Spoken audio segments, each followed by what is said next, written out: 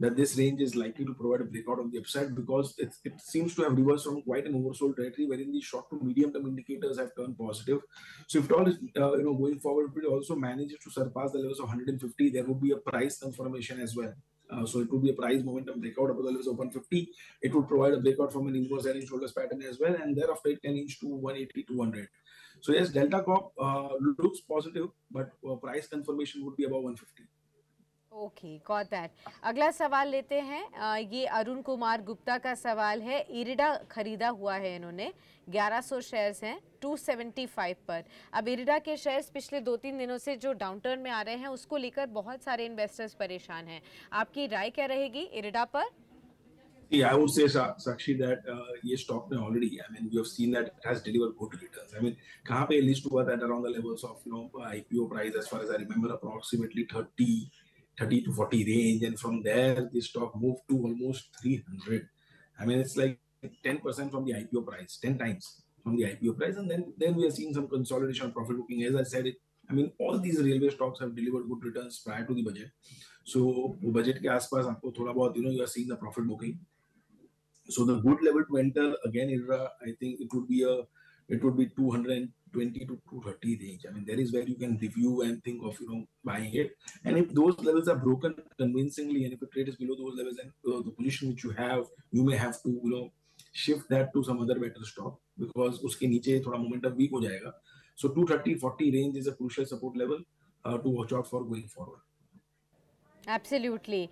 Let's go across to Bihar now. We have the next caller with us, Avnish Kumar Chaudhary. Avnish जी नमस्कार, पूछिए। नमस्कार madam.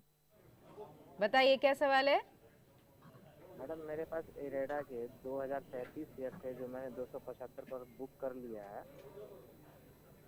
Book कर लिया आपने profit ना?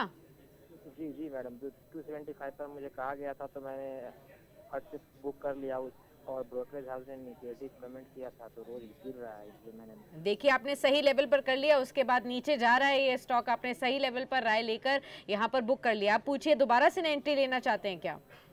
जी मैम, इसमें दोबारा एंट्री का टारगेट क्या होना चाहिए, और मुझे 2-3 लाख रुपए जो इससे निकले हैं कैपिटल, तो किन अच्छे स्टॉक्स में इन्वेस्ट करना चाहिए, यही जानकारी चाहिए।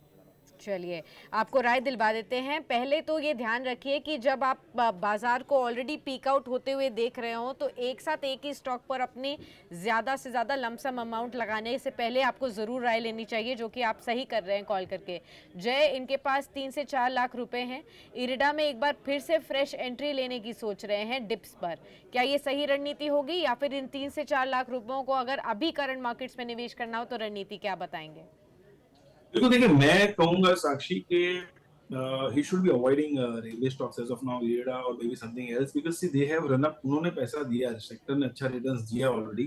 थोड़ा कूल ऑफ रहने दीजिए इन्हें, थोड़ा कंसोलिडेट होने दीजिए ये स्टॉक्स को। कंसोलिडेशन में शायद आपको फिर से मौका मिले, अदरवाइज दूसरे ऑलरेडी सेक्टर्स मोमेंटम में हैं जिन्होंने परफॉर्म नहीं किया, तब वहां पे थोड़ा मोमेंटम बिल्डअप होते हुए नजर आ रहा है। जैसे मैंने कहा एफएमसीजी, आई मीन वहां पे अगर आप देखें तो एचयूएल हो, मैरिको हो, डाबर हो, ITC हो, यहाँ से अपसाइड है, upside potential of 15 to 20%, as I said in this remaining part of the calendar year Sakshi.